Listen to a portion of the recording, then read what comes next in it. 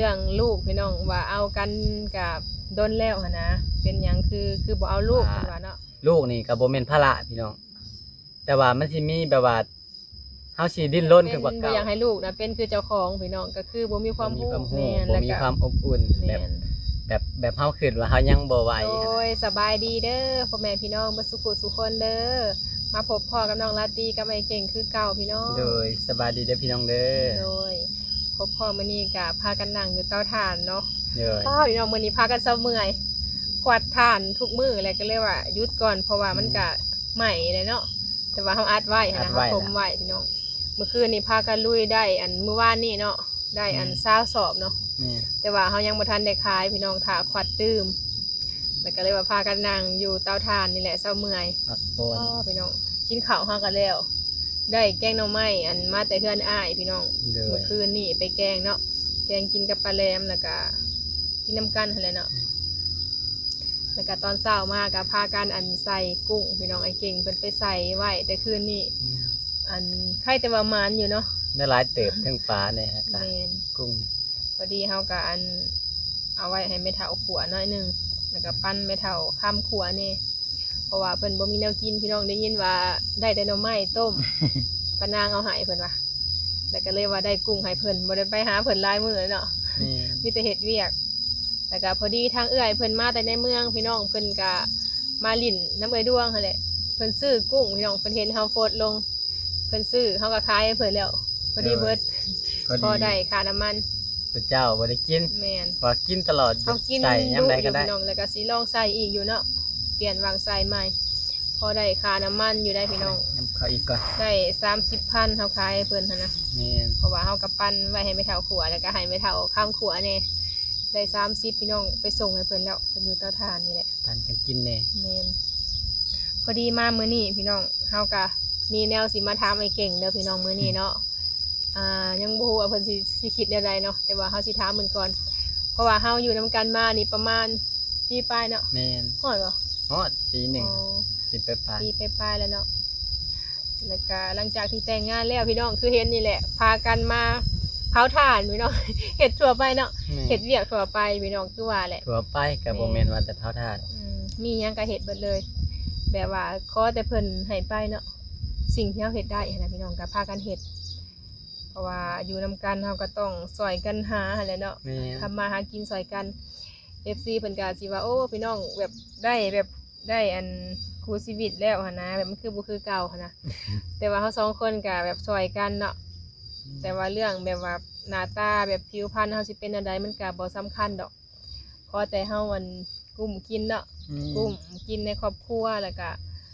แบบเลี้ยงกันกลุ่มหั่นนะพี่น้องแต่ละคนเพิ่นก็สิคิดว่าได้ผัวมาแล้วแบบคือบ่คือเก่าหั่นนะแบบคือแบบแต่เก่าแบบยังแบบว่าหน้าตาก็คล้ายแน่เพิ่นว่าประมาณนี้เนาะแต่มันก็เกี่ยวกันอยู่ดอกพี่น้องเพราะว่าเฮาเฮ็ดเวียกกันเนาะตากแดด ถ้าบ่เฮ็ดซอยกันก็บ่ได้พี่น้องเพราะว่าเฮาก็มีแม่เฒ่าต้องดูแลแล้วก็ค่าใช้จ่ายในครอบครัวก็หลายอย่างถ้าสิท่าแต่ให้เพิ่นเฮ็ดผู้เดียวก็กุ้มอยู่แต่ว่าเฮาก็ยังอยากหาซอยเนาะ แม่น ก็ดีกว่าหาผู้เดียวอะนะพี่น้อง หาผู้เดียวมันก็พอแต่กุ้มกินในเฮือนแหละแต่ว่ามันแบบพอสิได้หยัง บ่มีหยังเลย แม่น เฮาก็เลยว่าทุ่มเทแฮงซอยกันเนาะมันก็ต้องผ่านความลำบากอยู่แล้วพี่น้องไผก็แต่ละคนก็เฮ็ดแบบแนวหนึ่งอะนะเฮาก็ถนัดแบบนี้เนาะแล้วก็เคยเฮ็ดมาแต่เก่าแล้วก็เลยว่าพากันลงมือเฮ็ดพี่น้องก็ยังบ่ฮู้ว่าอนาคตเฮาน่ะสิเป็นแนวใดแต่ว่าเอาปัจจุบันให้ดีก่อน แม่น เพราะว่าเฮาก็ยังบ่ทันได้พากันคิดดอกว่าเป็นแนวใดเนาะอันเรื่องอนาคตมันก็แนมบ่เห็นเนาะ ขนาดหมอดูยังบ่ฮู้แล้วว่าเป็นแนวใด ก็มีแต่ว่าพากันเฮ็ดอันปัจจุบันให้ดีหั้นนะพี่น้องเพราะว่าเพิ่นก็มาอยู่น้ำเฮานี่ก็บ่ได้ติว่าสิเป็นแนวใดเนาะ นี่ เรื่องเวียกเรื่องหยังนี่เฮ็ดได้เบิดทุกอย่าง พา พี่ กัน น้อง เฮ็ดเบิดซุอย่าง แม่นก็บ่ได้คิดว่าแบบตัวนั้นลำบากตัวนี้แบบสบายหั่นนะพากันเฮ็ดแบบลุยบ่ว่ากลางคืนกลางเว้นพี่น้องคือเห็นนี่แหละจนบ่มีเวลาพักผ่อน กลางคืนเฮงไป แม่นมีความสุขในสิ่งที่เฮาเลือกหั่นนะอย่างน้อยก็กลุ่มอยู่กลุ่มกินเนาะ บ่ได้อันไปขอไผแล้วก็ทำมาหากินพี่น้องบ่ได้ติดหนี้ไผก็มีความสุขแล้ว แบบการสิ่งสำคัญเลยก็คือแบบ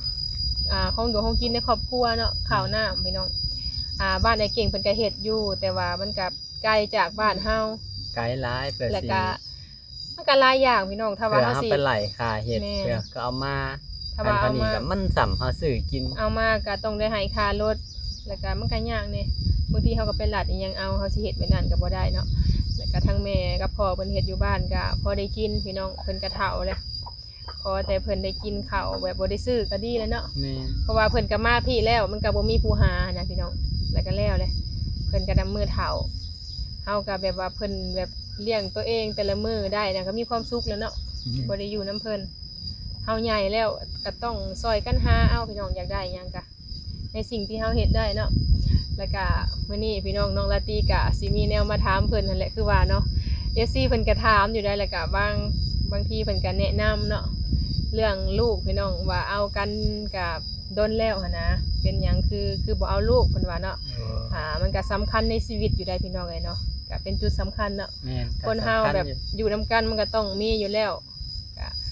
แต่ว่าความคิดก็ยังบ่ทันฮู้พี่น้องเพราะว่าต้องถามเพิ่นก่อนว่าเป็นแนวใดหั่นนะในความคิดของเจ้านั้นตอนนี้นะแบบเป็นแนวใด โอ้ก็ได้ยินเริ่มจากก็ได้ยินหลาย แม่ คนก็เว้าอยู่แบบคนอ้อมข้างหรือว่า FC มันก็ถามอยู่ โดย คือบ่พากันเอาลูก อืม เรื่องอยากได้มันก็อยากได้อยู่พี่น้อง แต่ว่าเฮาก็ยังแบบว่าหากะมาไล่เบิ่งกันหากมันอยู่นํกันดำปีก็ถ้าได้มีหยังซ้ำก็ยังพากันหาอยู่ มันก็อายุยังน้อยอีกเรื่องหนึงก็ได้ แม่น ถ้ามันมีก็เอาพี่น้องก็บ่แม่นว่าสิบ่เอา แต่ว่าตอนนี้ แต่ว่าตอนนี้น่ะสิว่ามีเงินบ่อย่างพร้อมบ่ก็บ่ ก็ ถ้ามันมีก็เอา ถ้าให้มีก็คือสิบ่มี นี่ พี่น้อง ถ้ามีก็คือสิบ่มีดอก ยังบ่ทันสำคัญ แต่ว่า ขนดนั้น ให้เอาตัวนี้เฮาก็บ่เอา เพราะว่าเฮาก็มีแนวอยากได้แน่แบบว่าคันเฮาสิเอานี่มานี่เฮาสิบ่มีหยังเลยหามาก็บ่มีมันภาระสิหลายขึ้น แต่ว่าลูกนี่ก็บ่แม่นภาระพี่น้องแต่ว่ามันสิมีแบบว่าเฮาสิดิ้นรนขึ้นกว่าเก่าก็ยังความเฮาอยากได้หั่นแหละ ก็หลาย เพื่ อ อย่าง ลูก เนาะ เพื่อหยังหั่นแหละแม่น เพราะว่าเลี้ยงลูกนะพี่น้องมันก็ลำบากหั่นแหละเป็นเฒ่าก็เพิ่นก็ให้เอาเพราะว่าในครอบครัวเฮาก็บ่มีหันนะ อืม ในครอบครัวน้องลาตี้นั่นบ่มีเด็กน้อยพี่น้องก็คือ FC เห็นเนาะถ้ามีไอ้เก่งขึ้นมาก็ยังไข่แน่หันนะแต่เก่าก็อยู่กันสามคน ก็อยากมีหันมีแน่มีหันมีนี่แน่เป็นของตัวเองแน่เอาสั้นๆและซะแบบน้อยๆสุดคือโทรศัพท์ตัวอย่างเฮาอยากได้เนาะอยากได้มาถ่ายคลิปนี่แหละ ก็ยังแบบยังบ่ทันได้ ก็ยังบ่ได้ถ้าเฮามีมาในแห้งสีกว่าเก่าก็เซินสิอยากได้นำอื่นลดล่างบ่แต่ค่ายแน่ก็พากันหาไว้ก่อนแต่งแล้วมียังมีรถมีล่างขี่แน่ ก็ ก็ ได้ขี่ ค่ายแน่ ก็พอแล้วแล้วก็มันก็สิ่งสำคัญในชีวิตพี่น้องค่ากินค่าอยู่เนาะ แม่น ถ้าว่าเฮาแบบถ้าเฮามีลูกขึ้นมามันก็สิว่านั่นได้แหละก็อยากซอยกันเฮ็ดก่อนหั่นนะ แบบมามองอีกมุมมองหนึ่งก็ยังน้อยอยู่พี่น้องมาเบิ่งมุมม ต อ อง น หนึ่ง นี้ก็ฮาก็อายุ 19 19 ปี19 ปี มี เดือน8สิมานี่ก็ฮอด ดาว 20 เห็ แล้ว นกับประมาณ25-26 ปีเท่าไหร่แล้วมันก็ยังน้อยอ จะ ยู่ จะปีก็26บ่ 25-26 ปีแหละ 26ปี นี่ เฮานั้นฮาก็19 ปีปลายๆเดือน8สิมานี่ก็ฮอด20แล้ว นี่ แต่สำหรับเฮาก็มันก็ยังบ่สำคัญดอกพี่น้องอายุก็แต่ว่า กาเบิ่งคือเอื้อแหลมขนาดเพิ่นสำนักเพิ่นยัง20ปลายปีเพิ่นยังเอานะ ผู้เฒ่าเพิ่นก็เว้าคือกันแบบช่วงแบบงานแต่งอีหยังหันนะเพิ่นก็มาแต่ทางบ้านเนาะ อืม เพิ่นก็แนะนำอยู่ว่าแบบต้องมีแล้วก็เพิ่นก็ว่าผู้ชายนั้นอยากได้ประมาณนี้หันนะเฮาก็คิดมาโดยตลอดว่าแบบตอนยังบ่ทันอยู่นํกันหันนะเฮาก็คิดว่าก็มันก็แม่นอยู่บ่วะ แต่พอมาอยู่นํกันแล้วก็เข้าใจพี่น้องเพราะว่ามันก็อยู่นํกันมันก็ขึ้นอยู่ที่กับเฮาสองคนเนาะว่ามันสิเป็นแนวใดหันนะเพราะว่าเฮาก็ยังบ่ทันพร้อมสิมาแบบเลี้ยงลูกหันนะ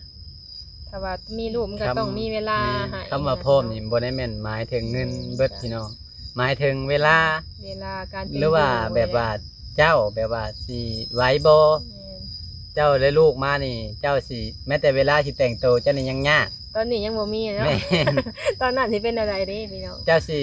แบบเอาไหว้บ่ โดย แบบอายุซำนี้แบบว่าเขาฮู้ซำนี้ก็แม่นแบบว่าเฮาสิเบิ่งสิแย่งแนวใด ยัง เฮา บ่ เฮ็ดแนวใด ฮู้ สิให้ ซ้ำพี่น้อง ครอบครัวมันเป็นรอด แล้วก็บ่มีประสบการณ์เรื่องมีลูกแน่เนาะ บ่ทันมีประสบการณ์แบบบ่มีน้องอิหยังอยู่นำหั่นนะบ่ฮู้ว่าเป็นแนวใดถ้าว่าเคยเอาน้องอุ้มน้องแต่น้อยจนใหญ่นี่ก็พอฮู้อยู่ แต่ว่าอันนี้นั่นใหญ่มากก็มีแต่เฮา2คนหั่นน่ะ ก็เลยบ่ฮู้ ถ้ามีไว้ก็ดีพี่น้องก็บ่ได้ว่าบ่ดี ก็คิดอยากได้พี่น้องแม่เฒ่าเพิ่นแฮงบอกว่าแบบถ้าอยู่นำกันก็ต้องมีหั่นนะบ่มีผู้หนึ่งก็สองเพิ่นว่า ก็ต้องมีอยู่แล้ว แม่นแต่ว่าเฮาก็คิดอยู่ก็เรื่องหาเงินหาคำเนาะมันก็ยังบ่ทันปานใดพี่น้องช่วงนี้ก็คือเห็นนั่นแหละค่าใช้จ่ายหลายอย่างพี่น้องคิดเห็นอยู่ ถ้าเฮาได้มาน่ะมันต้องมีแบบเงินสำรองไว้หั่นน่ะเนาะ มี บางทีเฮามาลูกพี่น้องเฮาบ่ฮู้ว่าเวลาออกมันสิเป็นแนวใดหั่นน่ะบางคนออกง่ายก็ง่ายบางคนออกบ่ง่ายก็แบบได้ผ่าตัดอีหยัง มี ก็ประมาณ 2-3 หมื่นผ่าตัดอยู่บ้านเฮานะ เฮาต้อง ประมาณนี้ เกียมไว้พุ่นน้ำแน่เฮาบ่คิดแต่ว่าก็สิออกแบบธรรมชาติ ออกธรรม มัน ชา ก็ ติ เลยเสียเงินคือเก่า เสียคือเก่า ออกมันว่าบ่ได้คนทำมาเนาะมันก็มีเจ็บมีโซ่หั่นแหละเฮาก็ หลายอย่าง แบบว่าเกียมไว้ บางทีตอนเฮา ดีกว่า ถ้าว่าตอนเฮามาลูกบางคนเนาะมันก็สิเป็นแบบบางทีน่ะเลือดจ้างบ่หรือว่าอีหยังก็ต้องได้เอายาบำรุงมากินก็ได้เสียเงินพี่น้องก็หลายอย่างเฮาก็คิดใส่แล้วก็จุดหลักๆเลยเนาะการมีลูกพี่น้องก็คิดใส่แบบเฮาแต่น้อยหั่นนะแม่เฒ่าเพิ่นก็เว้าคือกันเพิ่นยังเว้าจนแบบฮอดซุมื้อนี้ก็จนแบบเฮาใหญ่นี่หั่นนะ นี่ ก็บ่อยากเป็นบ่อยากให้ลูกนะเป็นคือเจ้าของพี่น้องก็คือบ่มีความรู้ บ่มีความรู้ แม่น บ่ แล้วก็ มีความอบอุ่นแบ แม่ บ น แบบเฮาคิดว่าเฮายังบ่ไหวหั่นนะ แบ แบบ บขาดทุกอย่างพี่น้องแต่น้อยจนใหญ่เนาะแบบว่าอยู่กับแม่เฒ่าแล้วก็การเรียนการศึกษาก็บ่มีหั้นนะมันก็สิยากเนาะถ้าว่าออกลูกมาแล้วให้เป็นคือเฮามันก็บ่ได้เด็กน้อยสูง สิเลี้ยงให้ตามมีตามเกิดหลายก็บ่ได้ เพราะว่าอนาคตซุมื้อนี้นะมันก็บ่คือเก่าเนาะเพราะว่าแต่เก่านะมันเป็นแบบธรรมชาติแฮงพี่น้อง ยำ บ่เห็นหน ข้าว ทาง ป้บ่คือแตะกี้ บ่เฮ็ดอาหารขนมแล้วก็กินข้าวในการย่ำใส่ใบตองเป้าแล้วก็ป้อนหั่นนะแต่ซุมื้อนี้นั้นบ่ได้แล้วหมอเพิ่นแฮงห้ามแต่บ่อยากให้ย่ำให้ลูกหั่นนะมีแต่บดเอาเนาะ นี่ เนี่ย เป็นหลักๆก็ เป็น คือ จุดสำคัญเลย เจ้าสิพร้อมแล้วบ่เพื่อ ตอนนี้นั้นยังเลยพี่น้ เพื่ อ อง สิวิทย์9 เดือนเพื่อถือพามาแล้ว ยอม แบบคลอดออกมาแล้วเจ้าก็ต้องเบิ่งต้องแยงเกี่ยวกับกหลายอย่างแบบสภาพจิตใจซะว่าอีกเรื่องหนึงกับเด็กน้อย มันสิขาดความอบอุ่นแต่เฮายังเป็นพ่อแม่บ่พร้อมนะ ถ้าว่าเฮาสิปะไว้นำแม่เฒ่าพี่น้องเพิ่นน่ะเฒ่าแล้ว FC ก็แนะนำเนาะก็ขอบใจเพิ่นหลายๆเด้อพี่น้องเอ้ยที่ว่าแนะนำแล้วก็เป็นห่วงเนาะแต่ว่าเฮาก็ดีใจที่ว่าเพิ่นแนะนำบางทีเพิ่นก็แนะนำว่าบ่ฟ้าวเอาเด้อบางคนก็บอกว่าเอาโลดแบบให้แบบใหญ่ไว้อะนะก็ดีพี่น้องใหญ่ไว้ก็ดี มัน นะ ก็ดีเบิดสองทาง มันก็ผ่านแบบว่าความทุกข์ยากลำบากเนาะถ้าว่าใหญ่มันก็เห็นว่าเฮาเฮ็ดแนวใดเพื่อสิเลี้ยงใหญ่หั่นน่ะก็เฮ็ดให้ลูกรู้จักความหั่นแหละใหญ่ไว้ก็ดี อันนี้เฮาแบบได้ตอนอายุหลายก็คือว่า มัน หั่นแหละเนาะ ตกอยู่ใน20ปลายนี่มันก็ถือว่าบ่หลายพี่น้องบางคนก็ถ้าได้สร้างครอบครัวซ้ำก็มี แต่ ต ว่า อน20ป แต่ ลาย ว่าส่วนหลายบ้านเฮานะเพิ่นสิเอาลูกแต่น้อยเนาะ อืม 13-14 ปีนี่ได้ลูกแล้วพี่น้องอยู่พี่นะเฮานี่แหละยังว่า ป อา ระมา ยุ ณประมาณที่ว่าเก่งแน่ไว้ดีที่สุดก็คือ28 29 27 28 29เวลาดีกว่า ก็โอเค อันนี้มันยังน้อยแฮงอีห เพ ลี ราะว่าเฮาสิฮู้ว่าเฮาสิเอาลูกแนวใดหั่นนะเลี้ยงลูก มันยัง เพื่อสิ แบบ คุ้อยู่ เป็นช่วงแบบรุ่นว่าอะไรนะยังสร้างยังสร้างอยากสร้างอยากหยังอยู่ ยังบ่ทันพร้อม นี่ กับพังเบิ่งอีก แบบ จัก ถ้า สิ มี ว่า ความฝันว่าสิอยากได้อย่างน้อยหนึ่งนี่แบบศูนย์ไปเลย มันก็ว่างเป อา ล่า สิทุ่มเท เนาะ ใส่ลูกเฮาหลายกว่า บางทีนั่นจุดสำคัญเลยพี่น้องข้าวนี่นะแพงข้าวลูกเนาะ อืม ข้าวแล้วก็ สิ น เล่น ม แหลกบ่ได้ แม่นข้าวสลีแลกนมบางทีเฮานั่นบ่มีนมก็มีได้ อืม บางทีก็ มันต้องเกี่ยมพร้อมไว้ แม่น ก่อน หลายๆอย่างบางทีแต่ว่าบ้านเฮาเพิ่นสิเอิ้นว่ากินน้ำร้อนบ่ได้กับบ่มีน้ำนมน้ำนมบ่มีให้ลูกกิน เขาไพ่บ่ ก็ ได้ ต้อง ยู่ ได้ ไพ่บ่ ซื้อเฮานั่นจะกินได้หรือบ่พี่น้องน้ำร้อนยังกินบ่ได้ตอนนี้ ตอนได้ลูกนี่เป็นจังไดแต่เฮาต้องมีเงินเตรียมพร้อมเนาะต่อให้บ่มีนมลูกก็ยังว่าซื้อให้ลูกกิน นี่ ก็คิดไว้พี่น้องแล้วก็FC หรือว่าทุกท่านเนาะพ่อแม่ FC ที่ว่าเพิ่นติดตามเฮามาหั่นนะก็ซอยแนะนำในเด้อพี่น้องว่าอายุเท่าใดจังแบบสิโอเคหั่นนะกับการมีลูกเนาะ ก็มีหลายคนถามมาแฮง แม่นเพิ่นก็ถามมาหลายพี่น้องแล้วเพิ่นก็แนะนำอยากให้แม่ตู้ได้อุ้มหลานเพิ่นว่าแม่ตู้เพิ่นก็แฮงอยากได้พี่น้องเล็กน้อยนะเฮาก็คิดบ่ปากเวลาเพิ่นเว้าหั่นนะบ่ได้เว้า เพิ่นก็เว้าว่าอยากให้เฮามีลูกแบบพอได้มีหมู่บ่อยากให้คือแบบแต่ก่อนหั่นนะ ไปไสก็ยากเด้คือแบบว่าแบบเฮากับผู้เดียวเนาะคือทางอ้ายไปเวียกก็มีแต่เฮาอยู่นำแม่เฒ่าหั่นน่ะเงียบเหงาพี่น้องเพิ่นเลยอยากให้มีลูกแต่ก็มันก็ยังบ่ทันถึงเวลาที่เหมาะสม แม่นบ่แม่นว่าบ่พร้อมเนาะ แม่น พร้อมแต่ท่านได้เหมาะสม จักว่าเว้ามื้อนี้เพิ่นว่าอีกเดือนหนึ่งได้พอแฮง บ่เป็น ได้ หยัง ได้ก็ เนาะ เอาคันใดนะ กับบ่ได้คิดหยังหลายเนาะแต่ว่าเฮาแค่ยังบ่ทันพร้อมซื่อ แม่น ๆถ้าว่ามันมีแล้วก็เอ้าพี่น้องบ่ได้ว่าหยัง ก็คือว่าพากันเบิ่งไว้อยู่ โดยไว้อยู่ทางอันแม่เฒ่าแฮงอยากอุ้มแล้วเพิ่นแฮงไว้แหละพี่น้อง เสียหญ้าก็เสียหญ้าได้เนาะ แม่น แต่ว่าเฮาแค่บ่อยากให้เพิ่นลำบากซื่อๆพี่น้อง เพิ่นก็เบิ่งเฮาคือกันเฮาอยู่แนวนี้กับเพิ่นก็แบบว่ามันก็บ่ได้สอบบ่ได้สนหยังแบบกุ้มครอบครัวก็ว่าแม่น หาอยู่หากินพี่น้อง แม่น เอ้ยได้ลูกออกมาก็สิพาลูกมาหาปลาเนี่ยกิน พาลูกมาหากบกิน มันก็เปลี่ยนไปตามกาลเวลาหั่นแหละ แม่น หยัง มันก็ธรรมชาติ แต่ เนาะ ลูกออกมาบางทีมันก็เป็นแนวหนึง มันก็หลายอย่างที่เปลี่ยนไปได้บางทีก็เนาะมันก็บ่คือ ความ เก่า คิดมันก็สิใหญ่ขึ้นกว่านี้ก็มีแน เพราะ ว ว่า อยาก ถ้า ได้ เรามีลูกเนี่ยโอ้แฮงกว่านี้พี่น้อง อืม บ่มีลูกยังพอแฮง คือเดี๋ยวนี้นี่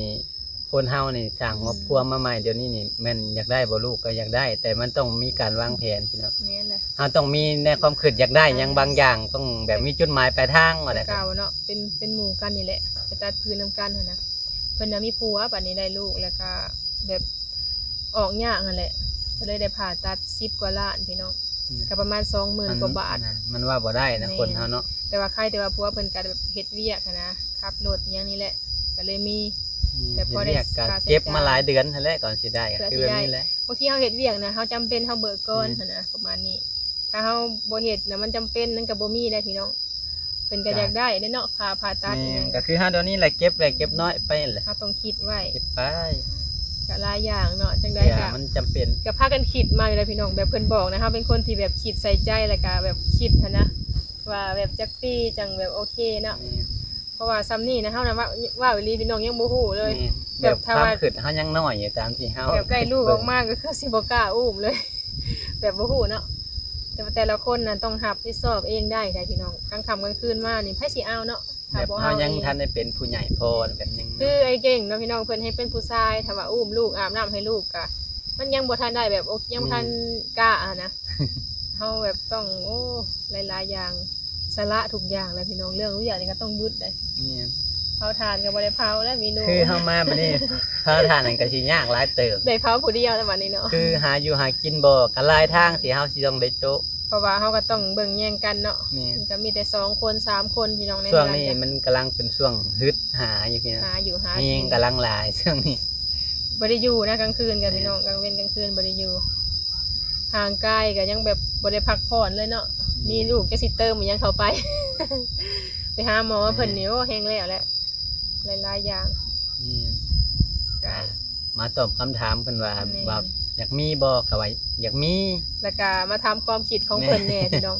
แต่อย่างตอนเอากันใหม่ๆผู้เฒ่าเพิ่นก็เว้าหลายแล้วเฮาก็คิดพี่น้องคิดว่า มันแม่นอยู่บ่ว่าเฮายังบ่ทันพร้อมว่าทางผู้ชายเพิ่นว่าเพิ่นอยากได้หั้นนะพี่น้องเฮาก็เลยคิดว่าแบบนี้ก็มีเนาะ ว่า พอมาอยู่นํกันแล้วก็มันก็บ่แม่นแนวนั้นพี่น้องเนาะต้องพร้อมเบิด2ฝ่ายเฮาพากันหานี่ก็ยังบ่ทันได้ยังเป็นก่อนเป็นอันพี่น้องเอ้ย แม่น ก็เบิ่งเนาะ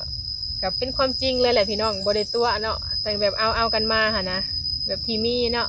แต่เก่าพี่น้อง